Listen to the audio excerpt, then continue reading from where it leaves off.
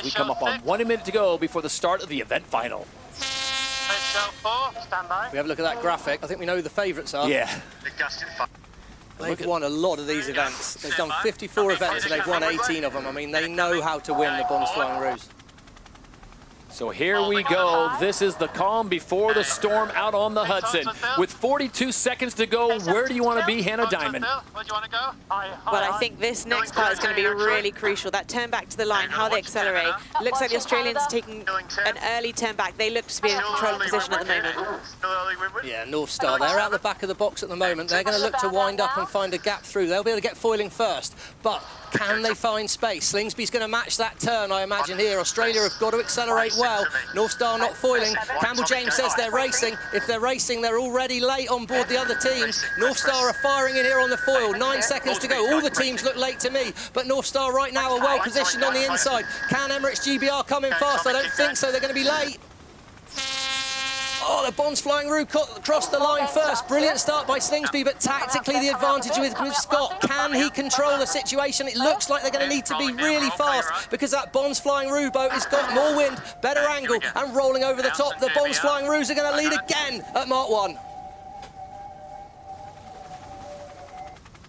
Heard the British wanted to be up the line, so clearly it was a very fast angle from the upwind end of the line, because Emirates GBR, they were late, but they've nearly rolled over the top of all the other teams here. At mark number 1 at the event final in New York City, it's the Bonds Flying Rouge out in front. Emirates GBR sits in second, and North Star Canada tucks into third. We've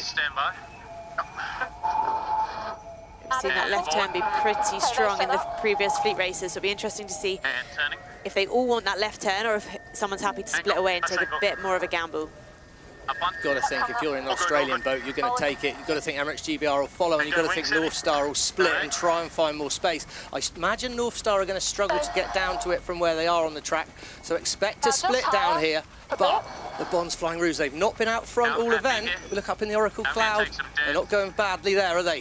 40 miles an hour, 65 kilometres an hour. They've got a boat speed advantage as they head into Gate 2.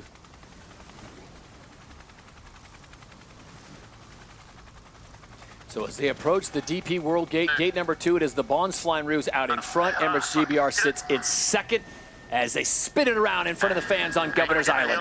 Wow, Emirates GBR's poker face was pretty good there. He split at the last moment. It was too late for the Bonds Flying Rouge to be able to cover that off. We've got to split. Now it's about where is there more wind on the racetrack. Has Dylan Fletcher seen that little bit more wind that's going to send them up the racecourse faster? Stand by. Down. There we go, the wind speed's pretty similar, but there's more wind on the Australians, so more wind should mean advantage Slingsby. It's a pretty big split across the course here, isn't it, Stevie? Those boats cannot control what's happening on the other side of the course. They know that they're going to have to sail as fast as possible and at the best angle to try and give themselves the best chance. I think what they know is on that first manoeuvre out of a bottom gate, if you go as wide as possible, you then open up the course tactically later on. So you're like, okay, I'm rolling the dice a little bit here, but that's going to give me a chance to control things further on. This is a big moment. Does Slingsby turn in front of Emirates GBR, try and shut the door, or does he think he's going to find more wind wider? Go here, stand by. He's let the door open for the British here. Oh, that's a big moment. It's all going to depend on if they can make the next gate. I was surprised there, Hannah. I thought Slingsby might have tried to shut the door on Emirates GBR then. Yeah, it's a bit of a strange position to manoeuvre there. I wonder if they... Yeah, so they are quite far, kind of up the course. They will be able to make that right turn, but to me they've gone too far. Emirates GBR look like they're going to make it as well, so Slingsby could have turned sooner, could have shut the door maybe on the British there. Fletcher's found a way through.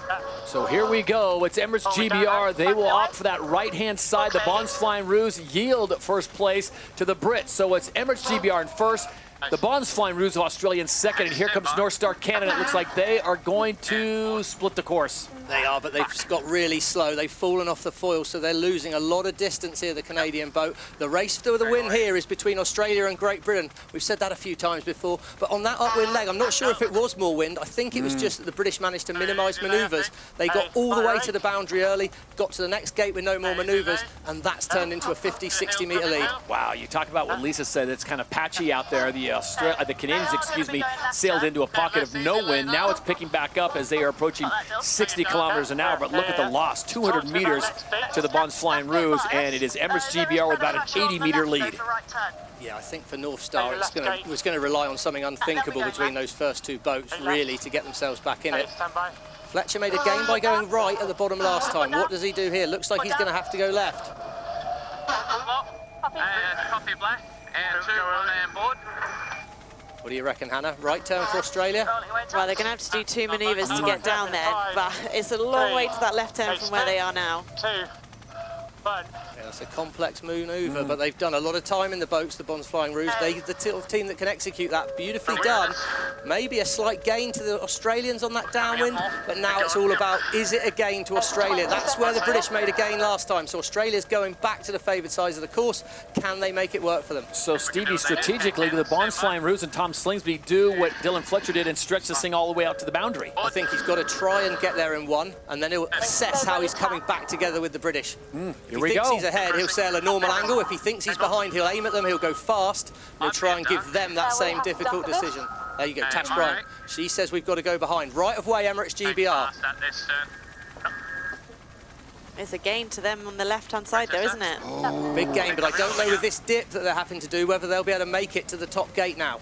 I think they'll have to do another manoeuvre. Emirates GBR will do one more manoeuvre to get there. Dylan Fletcher not making it easy for Tom Slingsby, and Slingsby turns back into it. So look at the speeds on top of the mats. It's 50 for Emirates GBR, 44 right now for the Bons Flying Rouge. And what's interesting about this, Stevie, the last time Emirates GBR won an event, you have to go back to event 1 that started the season in Perth. They haven't won since then. Meanwhile, the Bons Flying Rouge are trying to make it 3 in a row. Yeah, I mean, the Bons Flying Rouge have been almost unplayable, haven't they? But we knew Fletcher would be back. He's got that kind of quality, but they'll be desperate to take a wind here. Looks like a big angle change. Look at that big wind shift on the Australians. They're sailing nearly straight up the ladders. That's going to be making big gains, but they're going to be going slower for doing it. It's going to get softer at the top. Yeah, it's going to keep working the high groove. Ian Jensen there. It's going to get softer. It's going to get less wind. Less wind means it's less easy to make that gain. Let's go down on the water. Lisa Darman on leg 5 of 7. Did the Bons Flying Rouge make the right call? Mark's moving.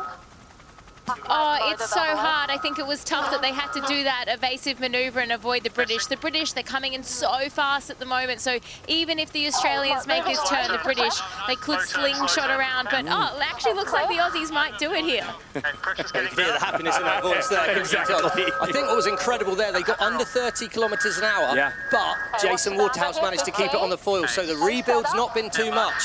Advantage Australia. But here we go, both of them almost identical on speed as they will make their way down as they've cleared gate 5. Dylan Fletcher, the first one to turn away, trying to send disturbed wind the way of the Bons Flying Rouge. Meanwhile, Canada out the back, and this is a battle for first and second. This is a battle for supremacy in SailGP Season 6. It's a better manoeuvre by the British. Again, he's going to try and get onto the wind of the Australians. If he can move forward a little bit, he'll put disturbed wind onto that Australian boat. Less wind means less speed, but right now just clearing the wind ahead. The wind's coming from slightly in front of the British boat here as they're going so fast downwind. Australia, he's losing out, but he's got control tactically. The British cannot manoeuvre from there. How about this? We come down to the penultimate leg, leg 6 of 7, and it's man on man. It's Australia versus Great Britain. These are the two heavyweights in Season 6. Can Tom Slingsby get it done? It's going to come down to this last maneuver. Oh, Ainsley knows it's difficult for Dylan from here. The Australians tactically got perfect control. Slingsby, wow, he was braced. He's not allowed to do that. Oh, that'll be a protest. He's forced the issue there. Surely that's a foul by Emirates GBR. It's going to go to the umpires, but it's first up on the foils, the Bons Flying Rouge. They've got the rights on the inside. Emirates must give them space.